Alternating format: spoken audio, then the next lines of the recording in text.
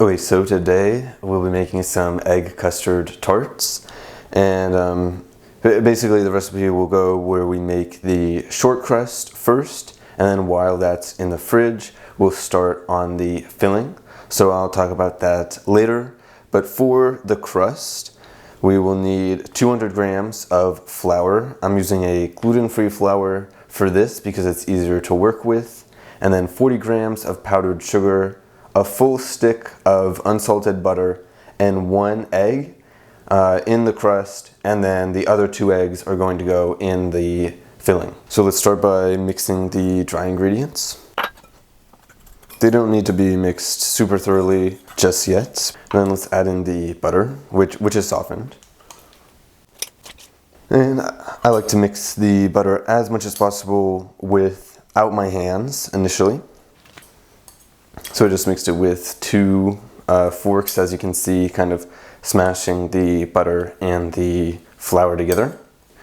The desired consistency for short crust is kind of like a sand, and so I believe the French word for short crust is like pâte sable. So that's the kind of consistency that we're going to go for right now before we add the egg.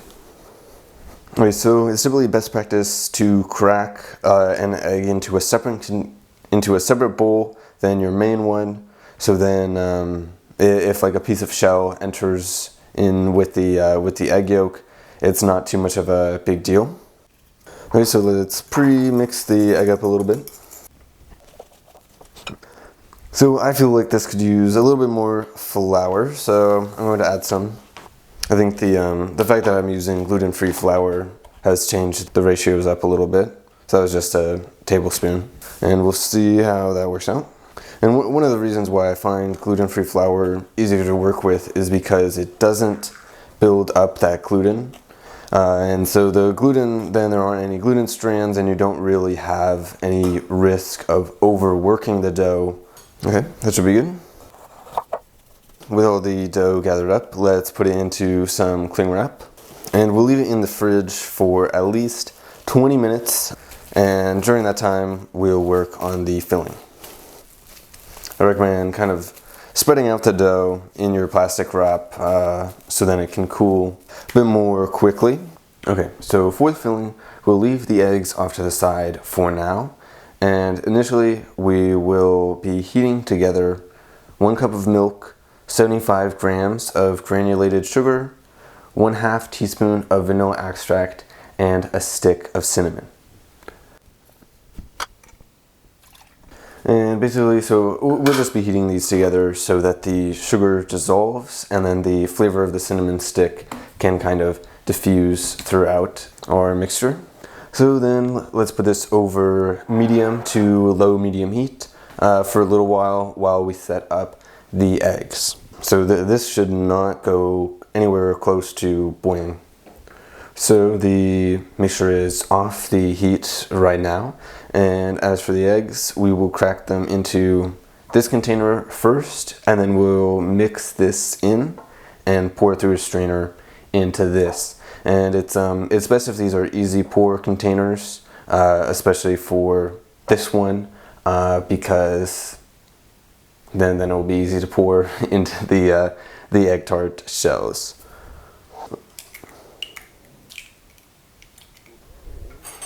So let's beat the eggs up a little bit first. All right, that looks pretty good. And you know, this probably isn't hot enough to like cook the eggs, but it's a good idea at least to try to temper the eggs first. So you add in a little bit of the hot mixture while stirring rapidly, and this way when you add in the majority of it a bit later, it won't really scramble your eggs. Okay, so you want to make sure to mix this pretty thoroughly so as much of the egg as possible is in this milk mixture. And that's also why we'll be using a strainer, because not all of the egg will do that. So now then, you can set the oven to 350 Fahrenheit right about now, and we'll make the shells for the egg tarts.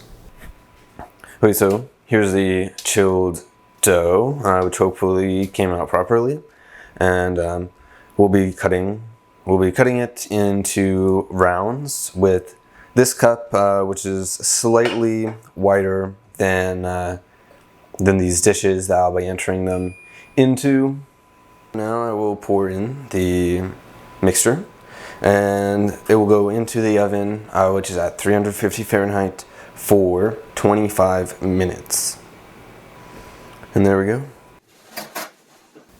Okay, so here they are, and they came out pretty well. I've already eaten a few actually, but just a couple of them had an issue with some egg white that had passed through the strainer, and it's pretty much just a cosmetic thing. It makes the appearance on the surface a little uneven. And let's see, here I also have some wonderful roses from our garden. But anyway, let's just get to the chase and see how they taste, right? So, not that good.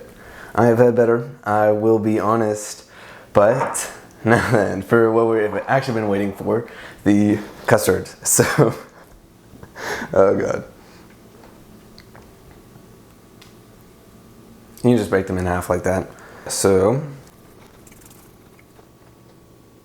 yeah, so it's really good actually, and you can get some of the cinnamon flavor. It's really not that strong at all, and also the vanilla. I ended up adding a little bit extra vanilla than just the half teaspoon, and I think one thing though is that the crust could have been a little bit better. In the past, sometimes I've added in almond meal to replace some of the gluten-free flour. And almond meal has kind of a coarser texture, so I feel it kind of lightens up the texture of the crust. But it was pretty good. Anyway, yeah, and the custard, you might have noticed that I used 2% milk instead of like a whole milk, which is typical for desserts or for cooking really. But I think it works out perfectly fine with 2%, and I think that partly has to do with that some of the butter in the crust, because I mean there was a lot of butter in the crust, right? Some of that, some of the fat from the butter kind of gets emulsified within the tart, and that's I would say that's mainly to do with the egg that's added actually, because so egg has several kind of emulsifiers. Some of the proteins in the egg can act as an emulsifier, but it also mainly has mainly phospholipids are able to do something like that. They form a lipoprotein, which is basically just a bubble of phospholipids, which surround your nonpolar fat or nonpolar molecules, and then you have water on the outside, and so things like that within both the milk and the egg are probably able to stabilize some of the fats within the butter. And then also, as you know, egg is known for having a decent amount of cholesterol, which can be bad for your health, but cholesterol is able to insert itself within those phospholipid lipoprotein bubbles, basically in both like people, our cells, and then also things like that are in this, and basically that just increases the fluidity of the bubble, which might not have that much of an effect here, but the egg also, of course, is the main reason why it turns into a custard instead of just being like some milk, and that's also mainly due to the proteins within the egg. And there's two kinds of factors to that. It's that these proteins they get denatured, and then they form more bonds after denaturing. And this is because of the temperature in this case. So the proteins initially are pretty tightly wound, and and they're in a set shape as proteins are supposed to be. But then as the temperature increases, the kind of kinetic forces of the movement in these proteins are able to overcome the hydrogen bonds and stuff like that, which are forcing the proteins into their shapes. And then so the proteins unwind, and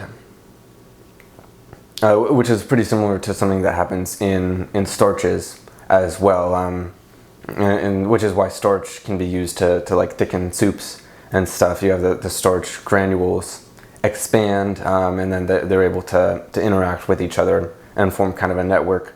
So something similar happens here. And so once these proteins have opened up, then they reform some bonds, which are disulfide bonds. It's just some sulfur molecules acting as kind of like a cross-linker or a bridge between various proteins or parts of a single protein. That's because certain of the compounds, the amino acids which make up the proteins, have those sulfur bonds. I believe it's cysteine is the amino acid, and so it's able to form those disulfide bonds between various proteins, and then so it basically forms like a lattice or a network of proteins that's able to suspend, or like to form this kind of a gel.